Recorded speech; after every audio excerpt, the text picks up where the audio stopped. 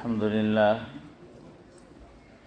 لله وكفى وسلام على عباده الذين اصطفى أما بعد فأعوذ بالله من الشيطان الرجيم بسم الله الرحمن الرحيم إن الذين آمنوا وعملوا الصالحات وأقاموا الصلاة وآتوا الزكاة لهم أجرهم عند ربهم ولا خوف عليهم ولا هم يحزنون۔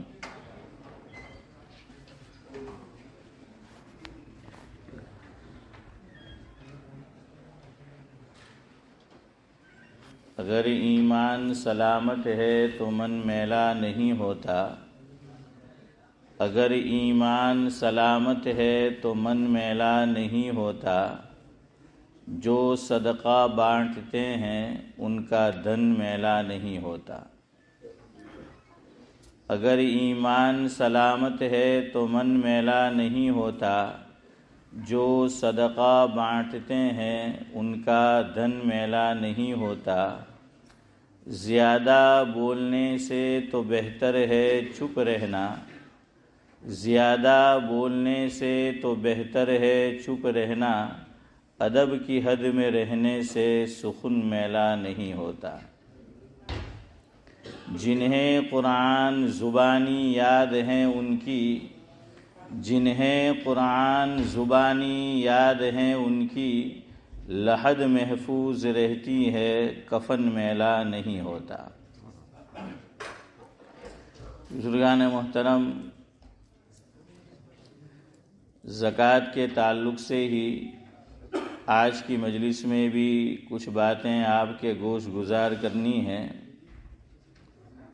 کل آپ سے کہا تھا کہ یہ رمضان المبارک کی ہماری آخری مجلس ہے، لیکن عارف بھائی کی زبان سے نکلا تھا کہ نہیں اور بھی باری آئے گی، تو شاید وہ قبولیت کی گھڑی تھی جو فوراً قبول ہو گئی۔ تو بہرحال ہمارے مہمان خصوصی اس عشرے کے ندوۃ العلماء لکھنؤ کے شیخ الحدیث ہمارے مشفق و کرم فرما حضرت مولانا خالد صاحب غازی پوری دامت برکاتہم العالیہ وہ تشریف لا چکے ہیں۔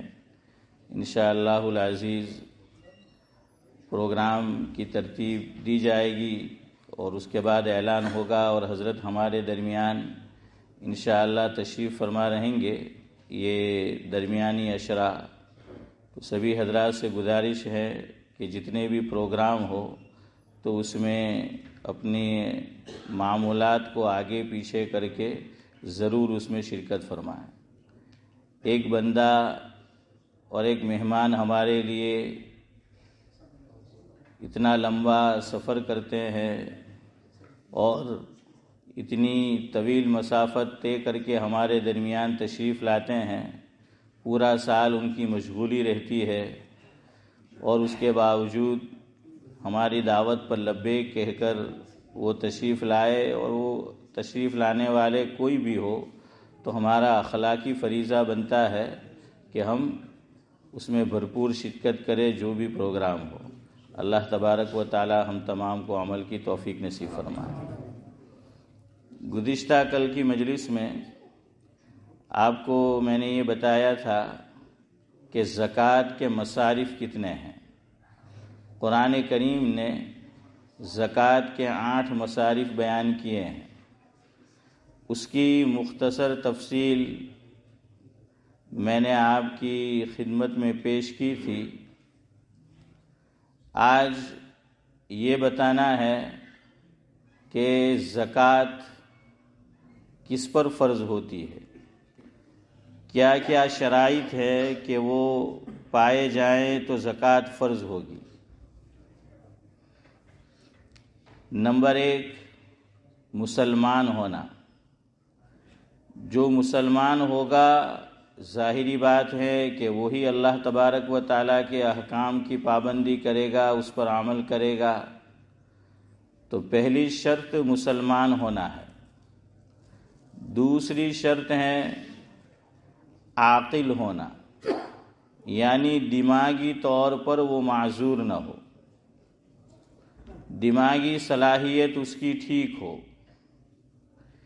تیسرے نمبر پر ہے بالغ ہونا۔ نابالغ پر حضرت امام ابو حنیفہ علیہ الرحمہ کے یہاں زکوٰۃ نہیں ہے۔ ہاں، ہمارے سعد اللہ صاحب تشریف فرما ہیں، ان کو پتہ ہونا چاہیے اور ہوگا شاید کہ حضرت امام شافعی رحمۃ اللہ علیہ کے یہاں، بولو بڑے میاں، کیا ہے؟ نابالغ پہ زکوٰۃ ہے کہ نہیں ہے زکوٰۃ؟ آپ کے یہاں نام دیکھا ابھی اس عمر میں وہ آپ کے امام کو پوچھو۔ وہ یہ کہتے ہیں کہ نصاب کا مالک ہے، وہ یہ دیکھتے ہیں کہ نصاب کا مالک ہے تو ہے، وہ دلائل ہے اپنی جگہ۔ دیکھو ایک بات یاد رکھو، جو بات ہمارے ائمہ نے کہی ہے، لکھی ہے، ان کی طرف منسوب ہے، یقیناً ان کے پاس اس کے دلائل ہے، تو حجت نہیں کرنے کی، سر تسلیم خم ہے جو مزاج یار میں آئے۔ اتنا معلوم ہے کہ بھئی بالغ ہونے کے بعد اس کے پاس زکوٰۃ۔ تو میں نابالغ کا بول رہا ہوں، آپ بالغ کا بول رہے ہیں، تو میں کیا کہہ رہا ہوں؟ سنو، کچھ مسائل تو ٹھیک ہے ہم آپس میں ذرا دل لگی کر لیتے ہیں، لیکن یہ ویسی بات نہیں ہے، یہ ویسی بات نہیں ہے۔ یہ ہمارے سروں کے تاج ہے، یہ جتنے بھی ائمہ ہیں ہمارے سروں کے تاج ہے۔ اور یاد رکھیے، علماء نے یہ لکھا ہے کہ انہوں نے جو یہ اجتہاد کیا، قرآن و حدیث کے اندر، قرآن و سنت میں غور کیا اور قیمتی مسائل کا ذخیرہ انہوں نے نکالا ہے، یہ ان کا ہم پر احسان ہے۔ رات دن انہوں نے ایک کر دیے ہیں۔ تو یہ جو انہوں نے اجتہاد کیا، اگر اجتہاد صحیح ہے تو ڈبل ثواب، اور جو اجتہاد کیا بات کچھ اور ہے تو سنگل ثواب۔ اور علماء نے لکھا کہ میدان محشر میں بھی اس کا فیصلہ نہیں ہوگا کہ ان کا کون سا اجتہاد صحیح تھا اور کون سا کچھ اور بات تھی۔ تو یہ حضرت الامام کا مسلک ہے، امام شافعی علیہ الرحمہ کا۔ میں نے اس دن شیخ صاحب سے کہا تھا، آپ نہیں تھے، کون سا دن تھا؟ سنیچر، ہاں، تو میں نے کہا کہ شیخ زمن نہیں ہے، تو بہرحال ان کے یہاں ہے نابالغ پر۔ اور میں نے ایک دوسری پھر مثال دی تھی، آپ کے لیے ایک گنجائش اور ہے جو حضرت امام ابو حنیفہ علیہ الرحمہ کے مسلک میں نہیں ہے۔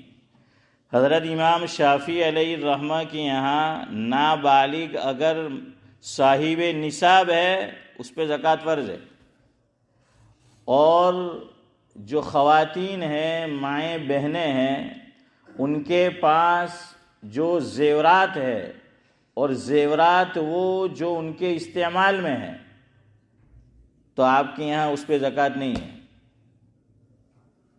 اور حضرت امام ابو حنیفہ علیہ الرحمہ کے یہاں زکوٰۃ ہے اس پر بھی، چاہے ماں بہنیں اس کو استعمال کرتی ہو، پہنتی ہو، نہ پہنتی ہو، نیت استعمال کی ہو نہ ہو، اس پہ زکوٰۃ ہے۔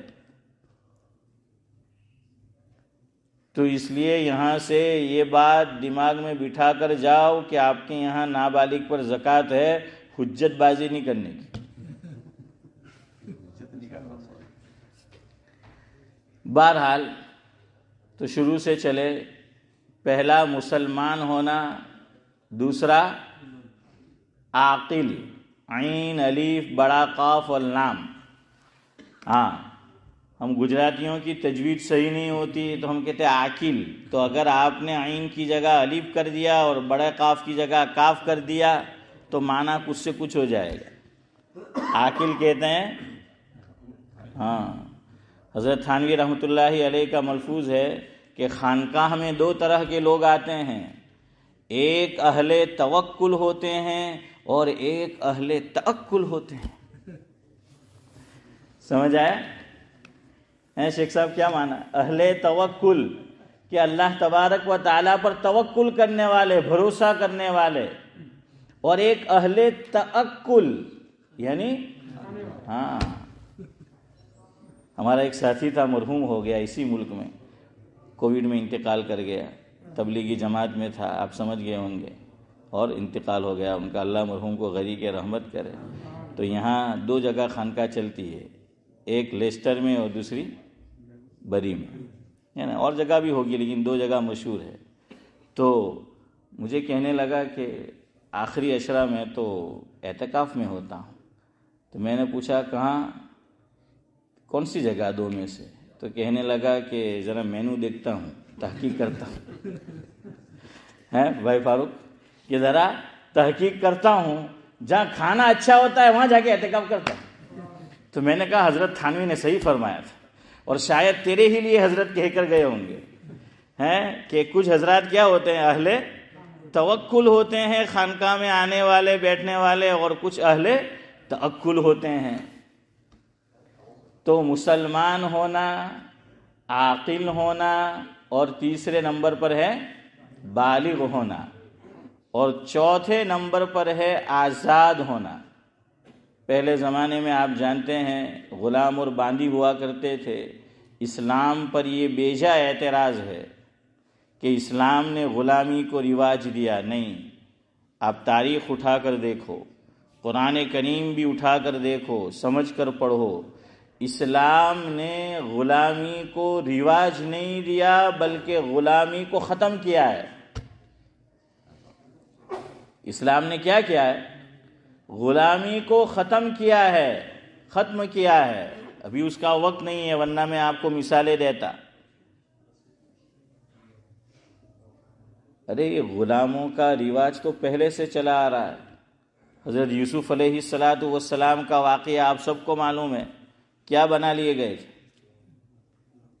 غلام، ہاں، بیچا گیا تھا ان کو منڈی میں، ان کو منڈی میں بیچا گیا تھا۔ وہ مشہور ہے ایک بات بڑھیا کی، کہ ایک بڑھیا معمولی چیز لے کر خریدنے گئی، حضرت یوسف علیہ السلام مصر کے بازار میں فروخت ہو رہے تھے۔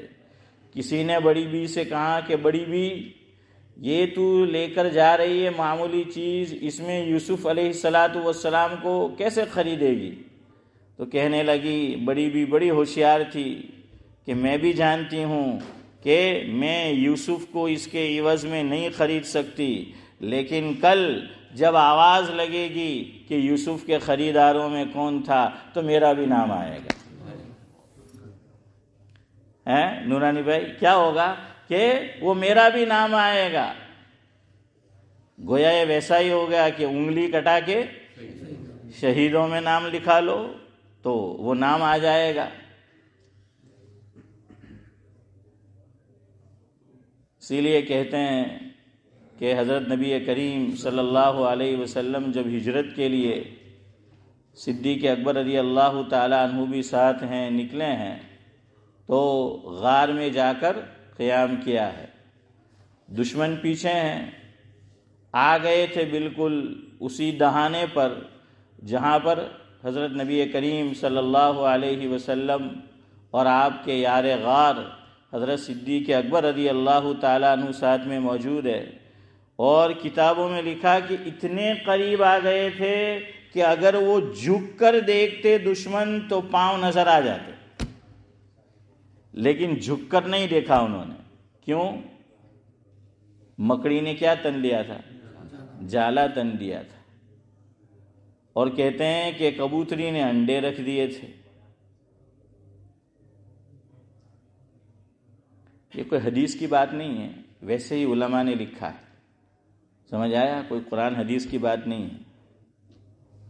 یہ میں نے سنا حضرت مولانا ابرار احمد صاحب دلیوی رحمۃ اللہ علیہ سے۔ حضرت فرماتے ہیں کہ پہلے دور میں جو بڑے لوگ ہیں اور آپ عمرہ یا حج میں گئے ہیں تو دیکھا ہوگا کہ کعبۃ اللہ کے گرد کبوتر بہت ہوا کرتے تھے۔ کس نے دیکھا اس پہ دیکھا؟ ہاں، یہ شیخ زمن نے بھی دیکھا ہوگا۔ اسی لیے ہم اپنے آپ کو خوش قسمت سمجھتے ہیں کہ ہم نے ان کو دیکھا۔ تو بہرحال وہ کبوتر وہاں منڈلاتے رہتے تھے۔ تو یہ حضرت کا ایک ذوق تھا۔ حضرت یہ فرماتے تھے کہ شاید یہ برکت ہے کہ حضرت نبی کریم صلی اللہ علیہ وسلم جب غار میں قیام پذیر ہوئے ہیں تو مکڑی نے جالا تن دیا ہے، کبوتری نے انڈے رکھ دیے ہیں. فرمایا کہ اللہ نے دنیا میں ان کو یہ بدلہ دیا کہ کعبۃ اللہ کے گرد ان کو ٹھکانہ دے دیا کہ وہ وہاں کیا ہے بھائی مقصود، وہ منڈلاتے رہتے ہیں. اب تو نہیں ہوتے، اب تو وہ لوگوں کو نہیں منڈلانے دیتے تو کبوتر کیسے ہیں کووڈ کے بعد سے. تو بہرحال اور مکڑی نے جالا تن دیا تو وہ یہ سمجھے کہ ایک عرصے سے اس کے اندر تو کوئی گیا ہی نہیں ہوگا. بعض مرتبہ ہم بھی انڈیا پاکستان جاتے ہیں، پرانا مکان ہے، آدمی برطانیہ چلا گیا، باہر ملک چلا گیا، ایک عرصے بعد جاتا ہے، گھر بند پڑا ہے اور کوئی صاف صفائی بھی نہیں کرتا ہے تو جالے ہو جاتے ہیں. اور آدمی بولتا ہے کہ ایسا لگتا ہے کہ یہاں تو ایک لمبے عرصے سے، طویل عرصے سے کوئی آیا ہی نہیں ہوگا. تو ان کو یہ خیال آیا کہ اس میں کون ہوگا. یہاں تک لکھا ہے کتابوں میں کہ صدیق اکبر ڈر گئے. ڈر بئی معنی کہ آدمی کو ایک تشویش ہوتی ہے.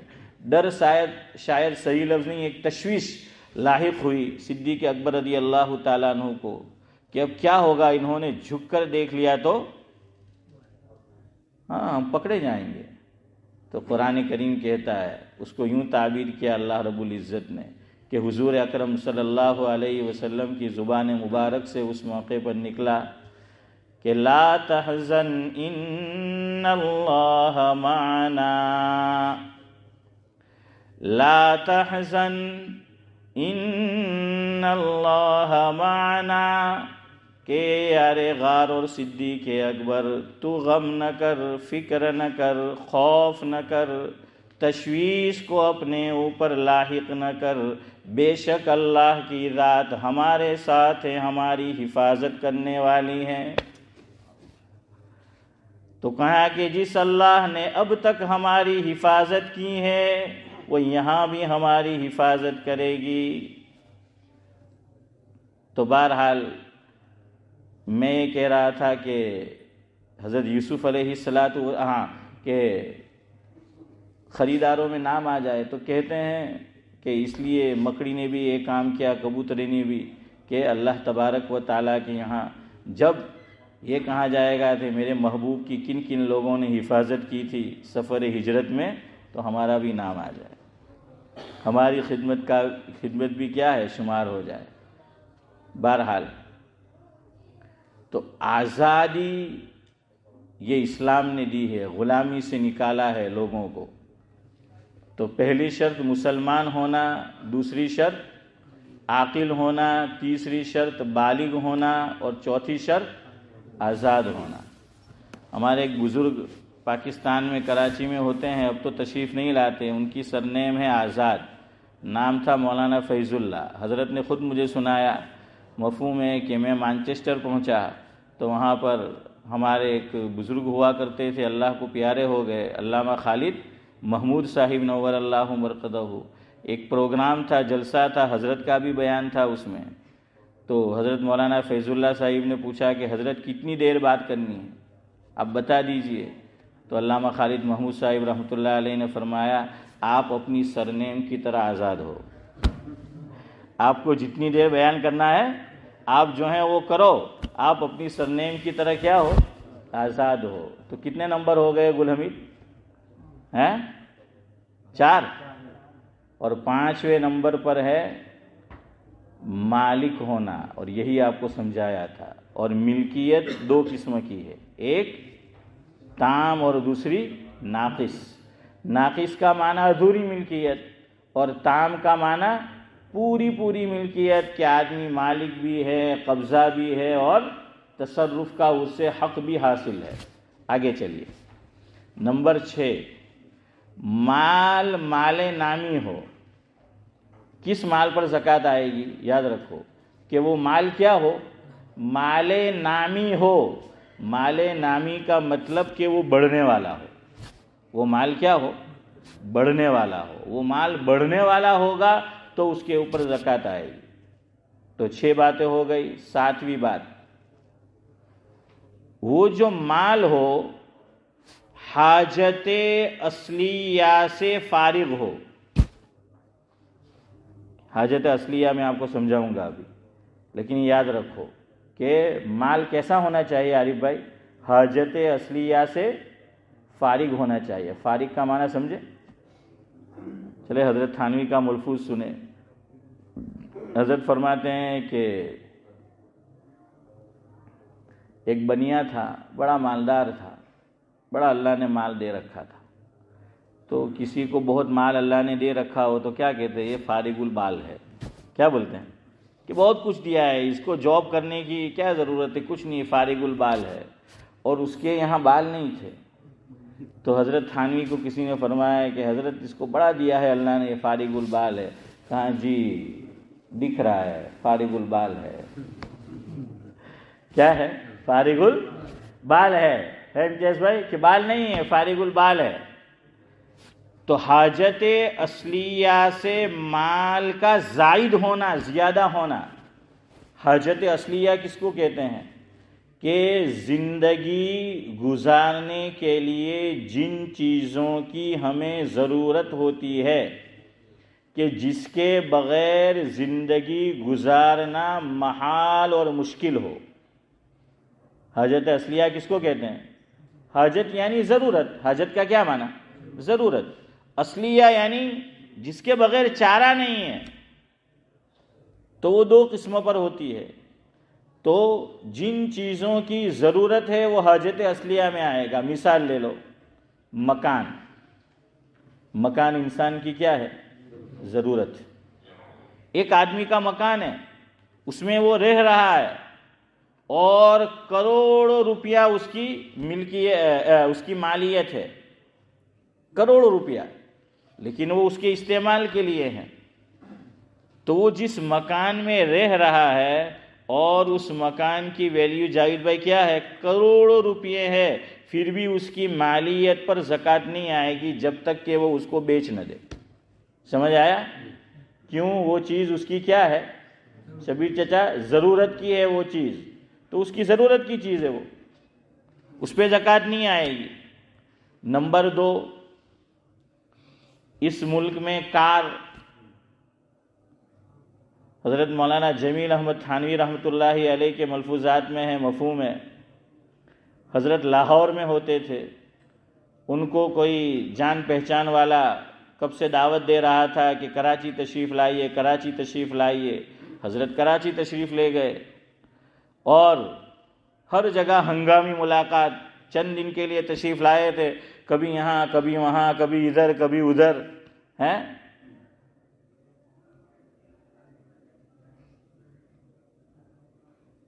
تو حضرت کو سب سے ملاقات کرائی، جان پہچان والوں سے اشرف بھائی. اور حضرت جب جانے لگے تو جو میزبان تھا اس نے پوچھا کہ حضرت کراچی کیسا لگا؟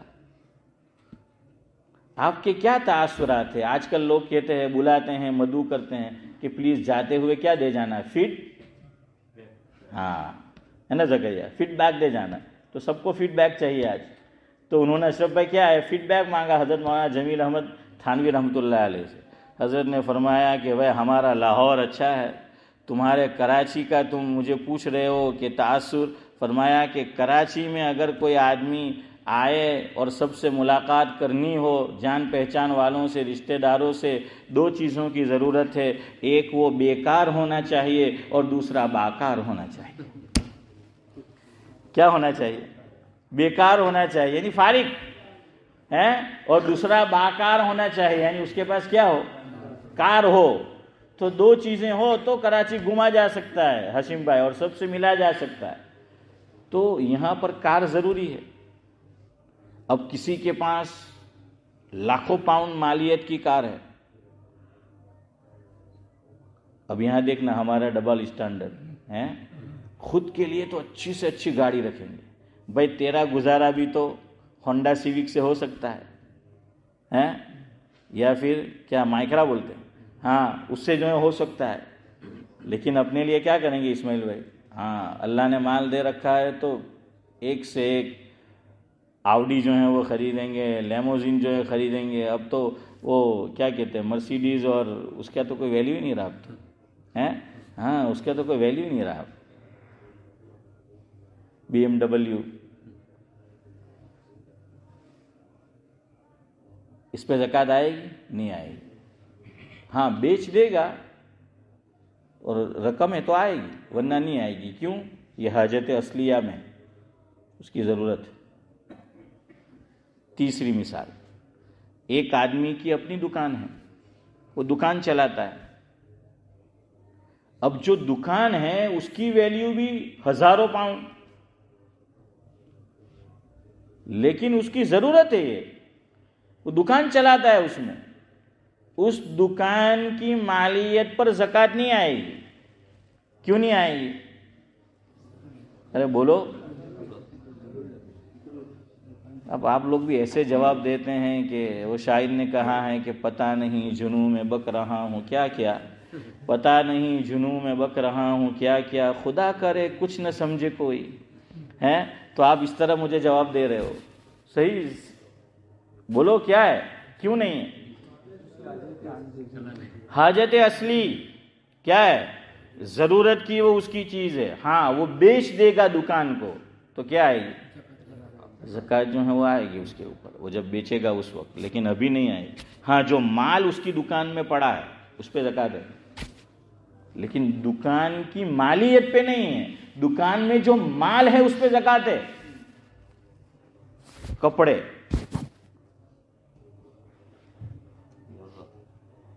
ضرورت تو ہے لیکن کتنی جوڑی؟ اب سر نیچے کر لیا، اب سر نے سر نیچے کر لیا. ارے بولو ہے عبدالصمد چچا، کتنی جوڑی ضرورت؟ جو لوگ 4 کہہ رہے تو ذرا વિચાર કરજો کہ તમારા પોતાના પાસે કેટલા છે. بغیر حساب. ماشاءاللہ کیا تعبیر ہے. ہاں مرزا صاحب، شیخ صاحب کہہ رہے ہیں کہ بغیر حساب. چلے اس پہ سنیں. عطا اللہ شاہ بخاری رحمۃ اللہ علیہ سے کسی نے سوال کیا کہ حضرت جو نان مسلم ہیں، بڑی بڑی ڈگریاں ان کے پاس ہوتی ہے، اکاؤنٹنٹ ہوتے ہیں، پڑھے لکھے ہوتے ہیں، حساب جانتے ہیں. مسلمان جو ہیں وہ حساب ہی نہیں جانتا، پڑھے لکھے نہیں ہوتے، اکاؤنٹنٹ. اب تو کچھ ہے، پہلے اتنا نہیں تھا.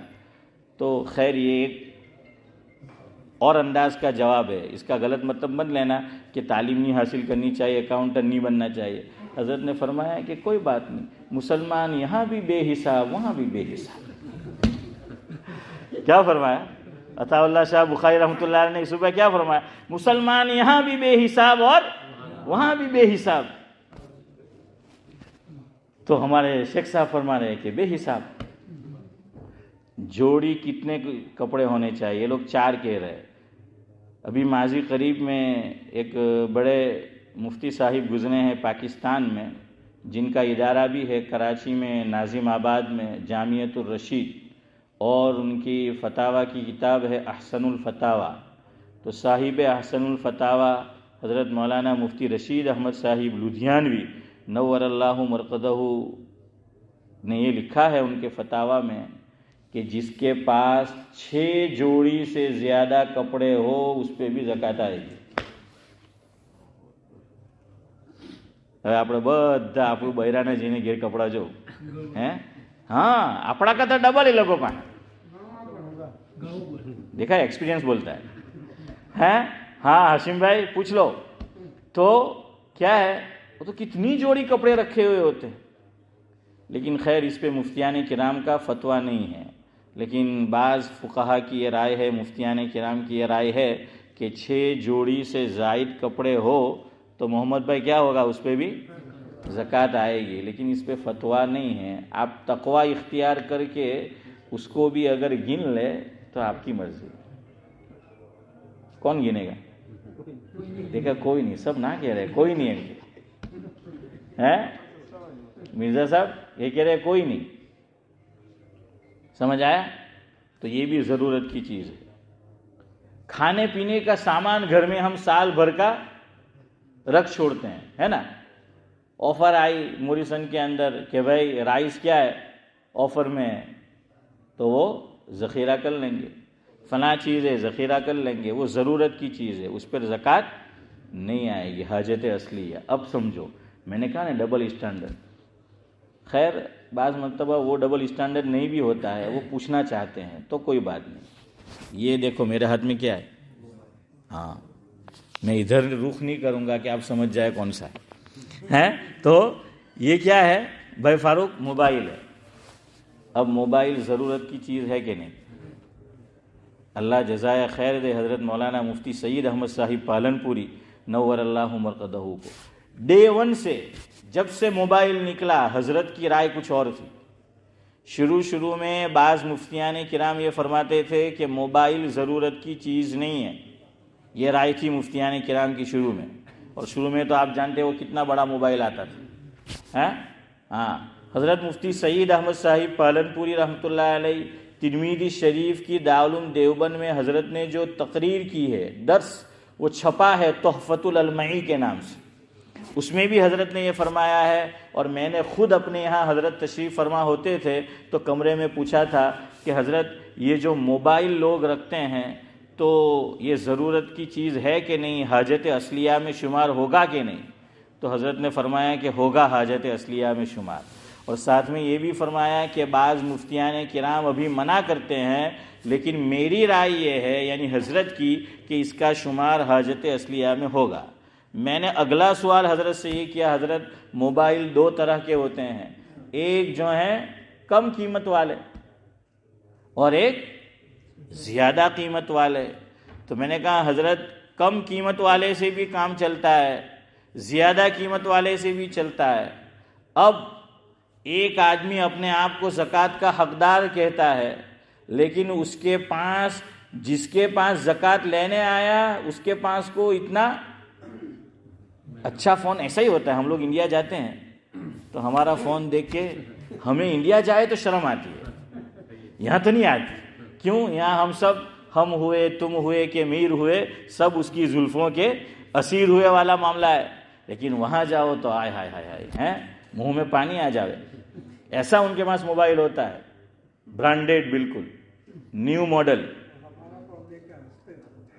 ہاں تو میں وہی تو کہہ رہا ہوں کہ ہمیں شرم آئی تو اسی لیے تو آئی کہ وہ ہنس رہے. شرم تبھی تو آتی ہے. امتیاز بھائی کہہ رہے ہیں کہ ہمارا موبائل دیکھ کر وہ کیا ہے, ہنستے ہیں. ہاں کیوں؟ کہ ہمارے موبائل سستے ہیں. تو خیر اب میں نے حضرت سے پوچھا کہ حضرت کوئی آدمی غریب ہے لیکن موبائل اعلیٰ سے اعلیٰ ہے تو اس کو زکوٰۃ دے سکتے ہیں؟ یہ شیخ زمن ابراہیم بھائی ابھی سے منع کر رہے ہیں, ابھی سے ان کی گردن جو ہے وہ ہلنا شروع ہو گئی. حضرت نے فرمایا دے سکتے ہیں, اگر وہ زکوٰۃ کا حقدار ہے وہ دے سکتے ہیں. آن لائن ایک ویب سائٹ ہے کراچی کے اندر, ایک ادارہ ہے جامعہ بنوریا. لوگ اس کو باقی زیر کے ساتھ بولتے ہیں کہ بنوری ٹاؤن, بنوریا. کہتے ہیں کہ صحیح تلفظ با پر فتحہ ہے, جامعہ بنوریا. تو جامعہ بنوریا کی ویب سائٹ ہے, آپ گوگل میں جا کے سرچ کریں گے تو وہ آئے گا. یہی سوال ایک سائل نے کیا ہے مفتی صاحب سے کہ ایک آدمی کے پاس اعلیٰ سے اعلیٰ موبائل ہے اور وہ اپنے آپ کو کہتا ہے کہ میں زکوٰۃ کا حقدار ہوں, اور ہم نے بھی تحقیق کی تو پتہ چلا کہ ہاں وہ حقدار ہے زکوٰۃ کا, لیکن موبائل اس کے پاس بہت زیادہ مالیت کا ہے, مہنگا موبائل ہے, اس کو زکوٰۃ دے سکتے کہ نہیں دے سکتے؟ تو حضرت مفتی سید احمد صاحب پالنپوری رحمۃ اللہ علیہ تو ڈے ون سے کہتے چلے آ رہے. اور یہ جو میں نے ویب سائٹ کا آپ کو حوالہ دیا اس میں بھی لکھا ہے کہ اس کو زکوٰۃ دے سکتے ہیں اگر وہ واقعتاً حاجت مند ہے, ضرورت مند ہے, موبائل کو چھوڑ کر. اب موبائل پہ آپ نظر نہ کریں, اس کو صرف نظر کریں. سمجھ آیا کہ اس کو کیا کرے, صرف نظر کرے. جاوید بھائی موبائل پہ نظر نہ کرے. کیوں؟ ابھی آپ کو ایک اور سوال پیدا ہوگا کہ اتنا مہنگا موبائل, تو اب ہمارا دماغ کیا کہے گا ہے نورانی بھائی کہ بھائی انہیں ویچی دے, ہوں کا زکوٰۃ مانگے, انہیں ویچی دے ہے نے ویچی نے پچھی ہوں کر سستو موبائل لے نے دیناری کام چلاؤ نے زکوٰۃ نہ مانگ پیسہ لے کر. وہ کرے اس کی مرضی, لیکن مفتیان کرام یہ لکھتے ہیں، اور میں نے جو حوالہ دیا لکھا یہی بات، کہ چاہے وہ مہنگی قیمت کا موبائل ہے، لیکن آج کے دور میں فقہا موبائل کو حاجت اصلیہ میں شمار کرتے ہیں، لہذا اس کا شمار حاجت اصلیہ میں ہوگا۔ موبائل کو اس نظر سے دیکھا جائے گا کہ یہ حاجت اصلیہ میں ہے، اس نظر سے نہیں دیکھا جائے گا کہ اس کی مالیت بہت زیادہ۔ سمجھ آیا؟ اتفاق ہے؟ کون سی بات پہ تم نے کیا بھی ہے؟ ابھی بھی منع کر رہے؟ اب تو مستقل سروس کی ضرورت ہے۔ دیکھنے یہ نیچرل دیکھنے جیسا ہے کہ ایک آدمی زکات مانگ رہا ہے، ہاتھ میں 400 پاؤنڈ کا فون ہے۔ میں نے کیا تقریر کی؟ یہی تو سمجھایا آپ کو۔ میری بات میں بولنے کا مطلب یہ ہے کہ اس کو زکات کیسے دیں گے جب اس کو فون اتنا بڑا لے سکتا ہے تو وہ زکات کے لائق نہیں ہے۔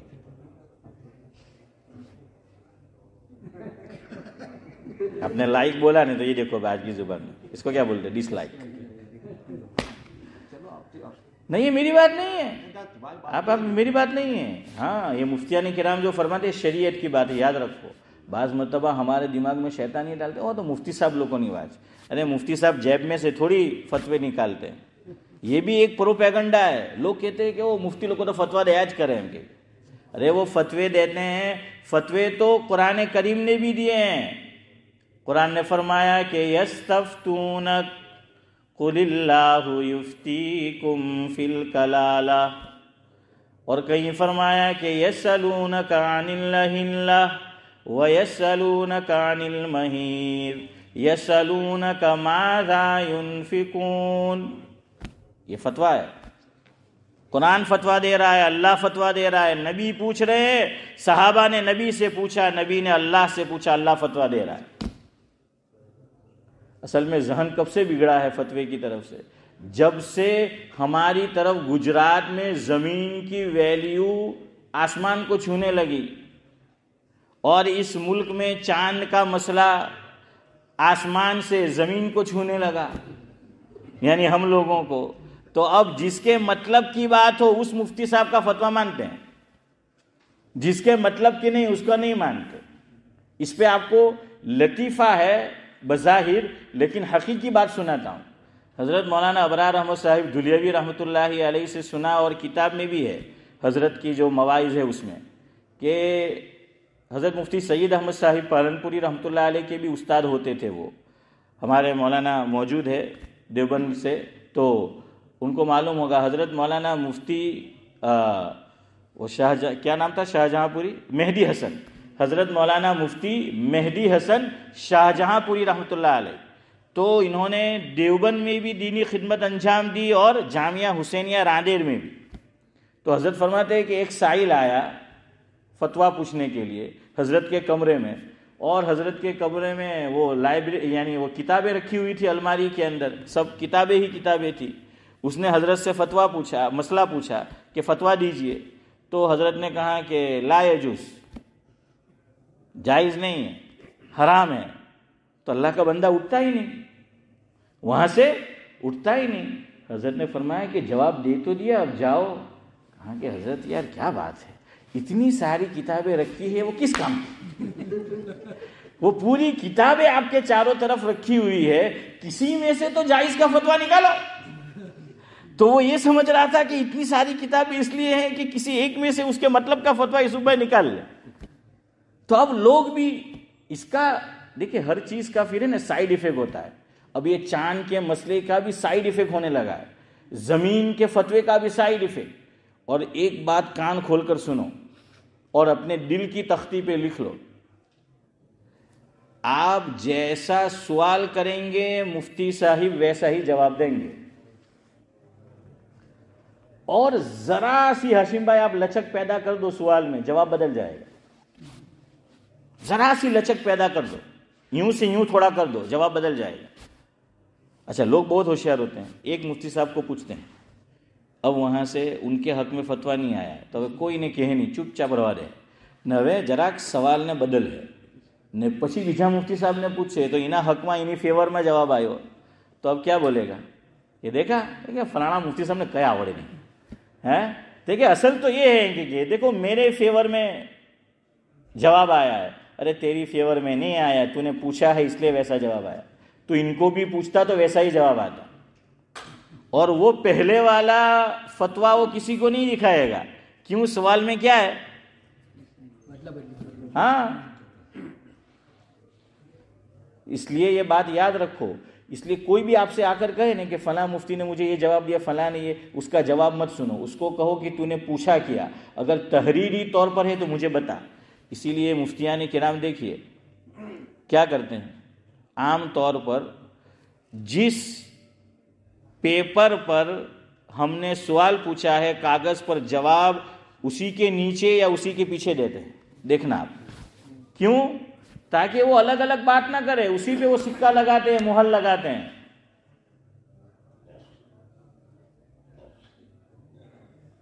ایک آدمی نے حضرت تھانوی رحمۃ اللہ علیہ کو ایسا ہی فتویٰ پوچھا, حضرت نے اسی کاغذ پر لکھ کر بھیج دیا واپس. تو اللہ کا بندہ حضرت کو لکھتا ہے کہ حضرت آپ نے میری انسلٹ کی, کہ اسی پہ آپ نے جو ہے وہ جواب دے دیا, آپ کسی اور پر جو ہے وہ یہ کرتے. حضرت فرماتے ہیں کہ میں نے تیری بے عزتی نہیں کی, تیری عزت کی ہے. تو اس کو بے عزت سے بے عزتی سے تعبیر کر رہا ہے. اسی لیے اسی پہ لکھتے ہیں. کیوں؟ تاکہ وہ سوال اور جواب بدل نہ جائے, کہ وہیں پر. لیکن لوگ نہیں بتاتے ہو. اب چاند میں بھی ایسا ہی ہے, جو موروکو اور افریقہ کے فالوور ہے تو جو ان کے مطلب کا ہے تو اس کی بات پکڑے گا, جو سعودی والے ہیں وہ ان کی بات پکڑیں گے. یہی ہوتا چلا آیا. میں آپ کو اپنی بات بتاتا ہوں. حضرت مفتی سعید احمد صاحب پالنپوری رحمۃ اللہ علیہ, اللہ مرحوم کو غریق رحمت کرے, جب بیان ہوا تھا وہ حضرت نے جو پورا چاند کی ڈیٹیل بتائی تھی, تو پھر میرا انڈیا جانا ہوا. یہاں وہ رہتا, ویسما کا وہ رہتا تھا بشیر دلیر, جانتے ہو؟ ہاں بشیر. تو وہ بشیر دلیر نے مجھے سی ڈی دی بیان کی, مفتی سعید احمد صاحب پالنپوری رحمۃ اللہ علیہ, اور کہا کہ یہ سی ڈی ڈابیل جامعہ میں دارالفتہ میں جا کر وہاں کے صدر مفتی حضرت مفتی احمد صاحب خانپوری دامت برکاتہم العالیہ کو مطلوب ہے, ان کو یہ سی ڈی دے دینا, حضرت سننا چاہتے ہیں. تو میں خود گیا, میں نے کہا چلو اس بہانے حضرت سے ملاقات بھی ہو جائے گی. میں دارالفتہ میں حاضر ہوا, یہ میں خود گیا وہاں پہ, اور حضرت بقید حیات ہے, اللہ ان کا سایہ ہم پر تاج سلامت رکھے, پوچھ لینا. میں نے حضرت کو سی ڈی دی, سلام پہنچایا بشیر کا, اور میں نے کہا کہ تو حضرت نے مجھے پوچھا کیا ہوا. میں نے کہا اس طریقے سے ہوا, بیان ہوا تھا یہ وہ. تو میں نے پوچھا حضرت کو, حضرت آپ کی کیا رائے ہے؟ سننا جواب حضرت کا. میں نے کہا حضرت آپ کی کیا رائے ہے چاند کے مسئلے میں؟ سعودی ٹھیک ہے یا موروکو ٹھیک ہے یا کچھ اور؟ حضرت نے فرمایا کہ بھائی میں تو اب نہ زبانی جواب دیتا ہوں برطانیہ والوں کو چاند کا, نہ تحریری دیتا ہوں. فرمایا کہ مجھے ایکسپیرینس ہو چکا ہے, جس کے مطلب کا جواب ہوتا ہے وہ قبول کرتا ہے, جس کے مطلب کا نہیں ہوتا وہ قبول نہیں کرتا. تو پھر ہمارے جواب کا مطلب کیا ہے نا؟ پھر کیا مطلب رہا؟ تو کہا کہ ایسا ہی کرتے ہیں. اور اگلی بات سنو حضرت نے جو فرمایا جو کام برطانیہ والوں کو کرنا ہے وہ تو کرتے نہیں. کیا فرمایا کہ پہلے سے کہاں ہوا کہاں نہیں ہوا خبر آ جاتی ہے. کتنے بندے برطانیہ میں جا کر چاند دیکھتے ہیں آسمان پر, مجھے بتاؤ. حضرت نے فرمایا کہ جتنا تمہارے اختیار میں ہے اتنا بھی تم تو نہیں کرتے. اور اتنا بھی یہ بات بھی یاد رکھیے, پہلے برطانیہ کا یہ جو سوالات پوچھے گئے نا, اس وقت عبدالصمد چاچا ابراہیم بھائی پوچھے, یہ مطلع صاف نہیں ہوتا تھا. اس وقت تو سورج بھی کئی دن نہیں نکلتا تھا, ہے نا, مطلع صاف نہیں ہوتا تھا, چاند نظر نہیں آتا تھا. اب تو کئی مرتبہ آسمان پر مطلع کیا ہوتا ہے؟ صاف ہوتا ہے. اور مولانا ابرار احمد صاحب دھلیوی رحمۃ اللہ علیہ کا ملفوظ ہے کہ مطلع صاف یعنی مسئلہ صاف, مطلع صاف یعنی مسئلہ صاف. تو بھائی جا کر دیکھو. اب تو ہم نے سب یہ سوشل میڈیا پہ دیکھ لیا, ٹی وی پہ دیکھ لیا, کون جا کر دیکھتا ہے؟ مجھے بتاؤ اس سال ہماری اس مسجد سے کتنے لوگوں نے جا کر چاند دیکھا؟ یہ آپ کہہ رہے ہیں, میں نے تو نہیں کہا. یہ کہہ رہا ہے کہ کسی نے نہیں دیکھا. تو یہ تو ہماری اختیار میں ہے, یہ ہمیں کرنا تھا, لیکن کوئی نہیں کرتا. اسی لیے فتوے کی ویلیو اب کم ہوتی جا رہی ہے, اور اس کا سبب ہم بن رہے ہیں. ہم یہ سمجھتے ہیں کہ یہ تو مفتی صاحب لوگ اپنے جیب سے نکالتے ہیں, اس کو مانا اس کو نہیں مانا. افتؤمنون ببعض الکتاب وتکفرون ببعض، اللہ کرے کہ اس میں شمار نہ ہو، ہاں جس کے متعلق قرآن شکایت کرتا ہے جن کے متعلق. چلے انشاءاللہ 5 منٹ میں ختم کرتے ہیں. تو یہ ہم نے ویلیو جو ہے وہ اس کی گھٹا دی. حضرت تھانوی کا ملفوظ یاد آیا. حضرت تھانوی فرماتے ہیں کہ لوگ کہتے ہیں کہ مولوی کافر بناتے ہیں، مولوی لوگوں کو کافر بناتے ہیں. حضرت نے فرمایا کہ مولوی نے کوئی کافر بنانے کی فیکٹری نہیں کھولی ہے. ارے مولوی کا کام تو لوگوں کو مسلمان بنانا ہے. مولوی کا کام کیا ہے؟ لوگوں کو مسلمان بنانا ہے، کافر بنانا تھوڑی ہے. حضرت نے فرمایا نقطے کا فرق ہے، بدل دو. مولوی کافر بناتے نہیں، مولوی کافر بتاتے ہیں. سمجھ آیا؟ بتاتے ہیں کا کیا مطلب؟ جیسا عمل کرو گے تم، پوچھا جائے گا، تمہاری حالت دیکھ کر بتایا جائے گا کہ تم اسلام میں ہے یا دائرہ اسلام سے خارج ہو گئے. تو وہ قرآن و سنت کی روشنی میں بتاتا ہے. تو مولوی یہ بتاتا ہے کہ کافر بتاتا ہے، کافر بناتا نہیں ہے. تو فتوے کا بھی یہی حال ہو چکا ہے. اور اسی وجہ سے یہ بھی پھر ادھر ادھر کی باتیں ہاں کرے جواب دے رہے.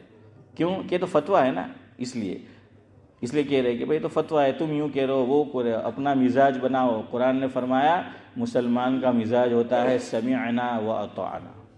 مسلمان کا کیا مزاج ہونا چاہیے؟ سمعنا و اطعنا، ہم نے جو سنا اور ہم نے اطاعت کی مانا. آمنا و صدقنا، یہ مزاج ہونا چاہیے. خیر بہرحال تو حاجت اصلیہ میں موبائل کو بھی کیا کیا ہے؟ شمار کیا. اسی طرح ایک آدمی غریب ہے انڈیا میں. اب آپ دیکھیے زمین کی ویلیو بہت بڑھ چکی ہے، وہ کھیتی کرتا ہے اور زمین کی ویلیو کروڑوں روپیہ ہے انڈین روپیز میں، لیکن وہ اس میں کیا کرتا ہے؟ اناج اگاتا ہے، کھیتی کرتا ہے، ہل جوتتا ہے. وہ فارمر ہے، وہ کھیڈوت ہے، اس سے اس کا گھر کا خرچہ وہ پورا کرنا چاہتا ہے. لیکن فیملی بڑی ہے اور گھر کا خرچہ پورا نہیں ہو رہا ہے. اور زمین جس میں وہ غلہ اگا رہا ہے، کھیتی کر رہا ہے، کروڑوں روپے کی ہے. اب ایسا آدمی زکوٰۃ مانگنے آئے گا تو دیں گے کہ نہیں دیں گے؟ دیں گے اس کو زکوٰۃ. آپ نے جو موبائل والا کہا ویسا نہیں کہے گا کہ زمین ویچ ایم کہے کہ 5 વીંગા ને 2.5 વીંગા રાખ, મૂકા 5 વીંગામાં કરે.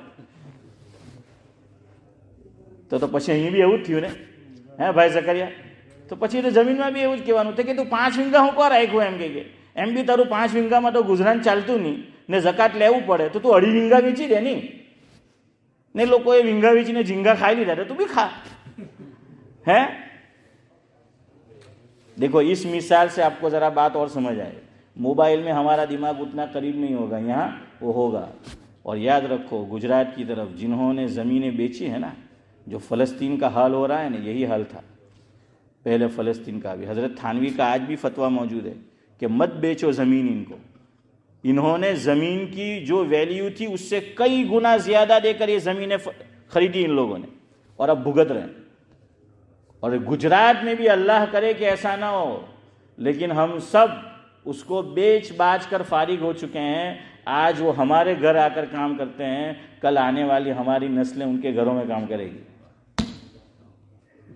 اللہ کرے ایسا نہ ہو. زمین کی ویلیو ہے یہ، اللہ تعالیٰ نے رزق کا، روزی کا ایک واسطہ اور ذریعہ بنایا ہے اس کو. اب آپ مجھے بولے 5 વીંગે والے کو ایسا بولیں گے 2.5 بیچ دے؟ اب منع کر رہے ہیں. چلے بہرحال وقت تو میرا پھر پورا ہو گیا ہے. اب عارف بھائی آج واپس دعا مت کرنا، آئے گا پھر آئے گا. اچھا میں سمجھا آپ کہیں گے وہی ہوتا ہے جو منظور پٹھان ہوتا ہے، الخم روڈ والے. تو بہرحال چلے جو ہوتا ہے وہ منظور خدا ہوتا ہے. مدعی لاکھ برا چاہے تو کیا ہوتا ہے، مدعی لاکھ برا چاہے تو کیا ہوتا ہے، وہی ہوتا ہے جو منظور مینجمنٹ ہوتا ہے. سبحان اللہ و بحمدہ، سبحانک اللہم و بحمدک، نشہد ان لا الہ الا انت.